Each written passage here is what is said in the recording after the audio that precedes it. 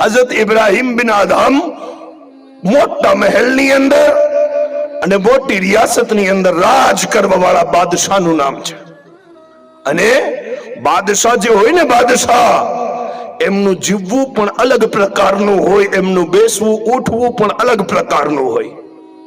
અને રોજ રાતના ગરમીની સિઝનમાં નોકરાણીને હુકમ હતું કે કેટલા મણ ફૂલ ને પથારી ઉપર પાથરવામાં આવતું હતું અને પછી ઓછાળ નાખવામાં આવે, એટલે કે ફૂલની ખુશ્બુ અને ઠંડકથી બાદશાહ સલામત ને નીંદ આરામથી આવી જાય.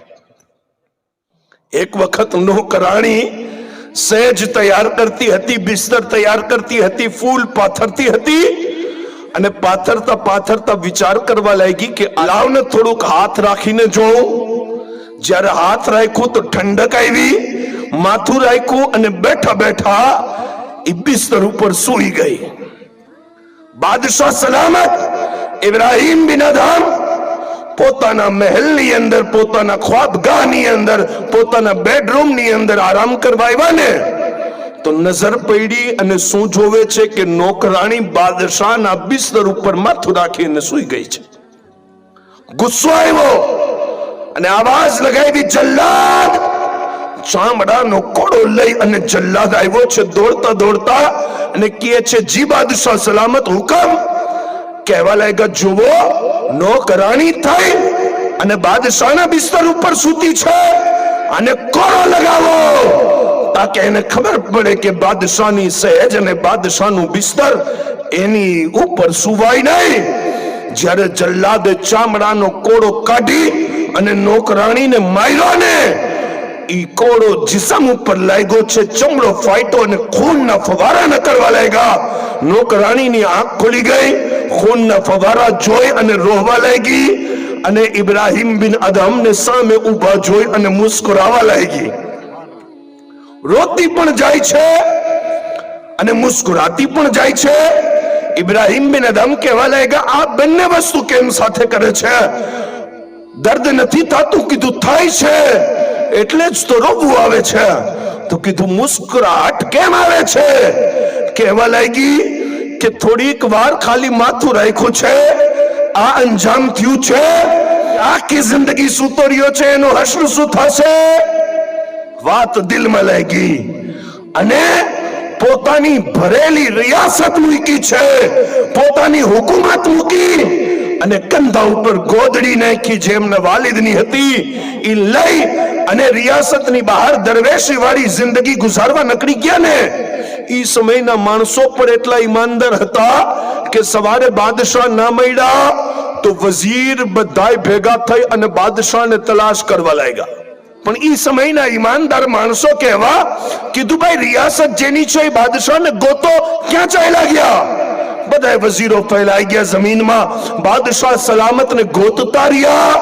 દરિયા કિનારે ઇબ્રાહીમ બિન અદહમ પોતાની ગોદડી સીવતા હતા, નમાઝ પડી અને બેઠા હતા.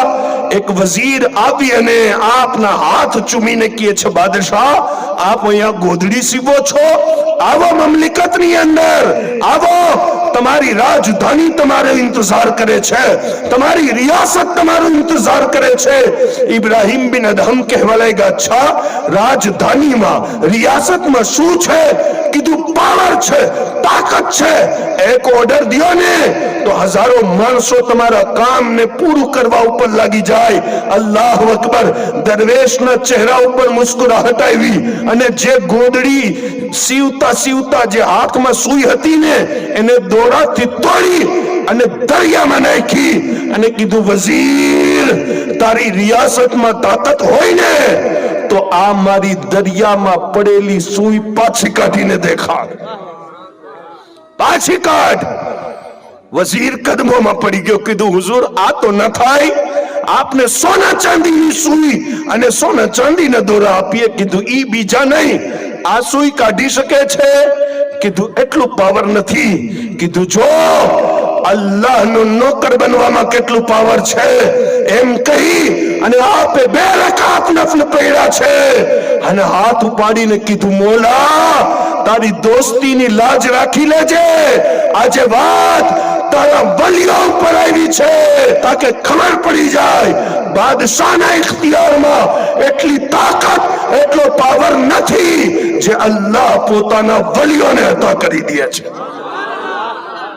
આપના હાથ હજી નીચે નોતાવ્યા ને કે દરિયાની મછલીઓને હુકમ થયું કે મારા વલીએ ફેંકેલી સુઈને તલાશ કરો, અને મછલીઓ આવી છે મોઢામાં સુઈ લઈને અને કહે છે સરકાર મંજૂર કરો.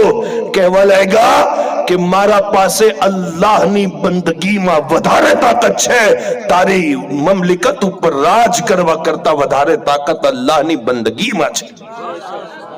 સાહેબો, આ દરવેશ હોય, ઓલિયા અલ્લાહ હોય, અને સાહેબો કોઈ પણ દેશની અંદર ઇસ્લામની ખૂબસૂરતી રાજા મહારાજાઓથી નથી, अगर खूबसूरती है तो अल्लाह वारावती है. अगर आपको हजरत शकील अहमद कादरी साहब की तकरीर पसंद आती है तो इसे सभी सुन्नी मुस्लिम भाइयों तक शेयर करें और इस्लामिक प्रोग्राम की जानकारी पाने के लिए हमारे YouTube, Facebook और Instagram चैनल पर जाएं.